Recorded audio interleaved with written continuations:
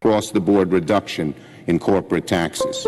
But give us a vote. Just give us a vote. I think many of us on this side of the aisle are willing to look at other ideas and things that we can do that would help those people more, but this certainly is not it, so I object.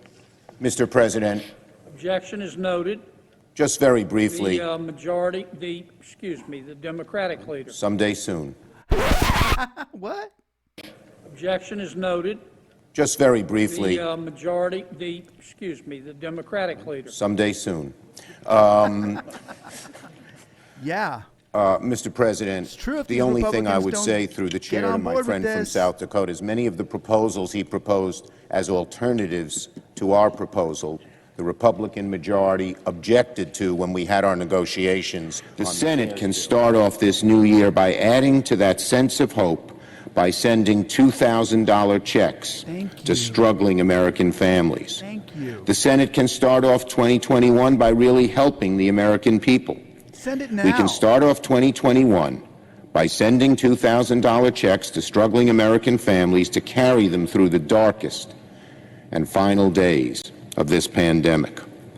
The votes today on this uncommon New Year's Day session could be the last of the 116th Congress. That means that today is the last chance to take up and pass the House bill to provide $2,000 checks to the American people. If the Senate does not take action today, 2,000 checks will not become law before the end of Congress, and they will know that Leader McConnell and the Republican majority have prevented them from getting the checks, plain and simple. This is the last chance for a mother in Nashville, $4,000 behind on the rent, whose water was shut off earlier this month.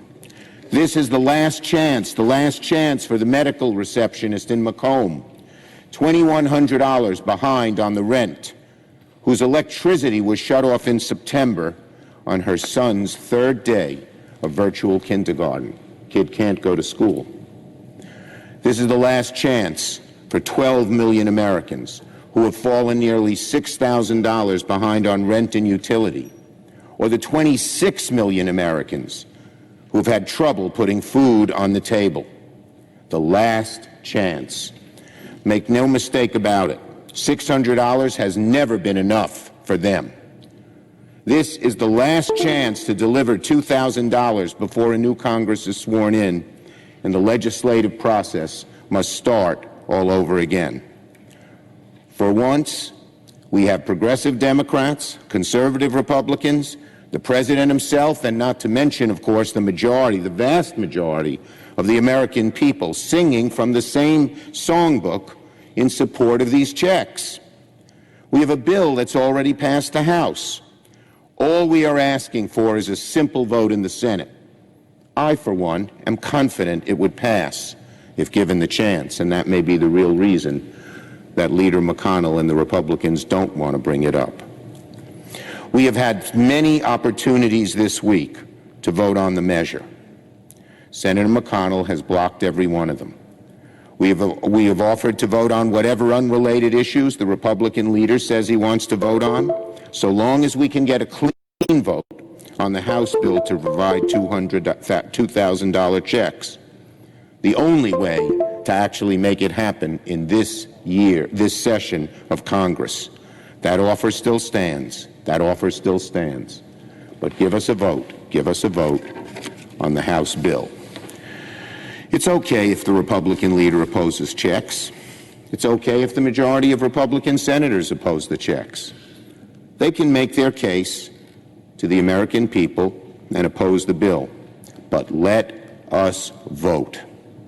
It's okay if the Republican leader wants to call direct assistance to American people poorly targeted and socialism for the rich, even after he drove the passage of a $2 trillion across-the-board reduction in corporate taxes.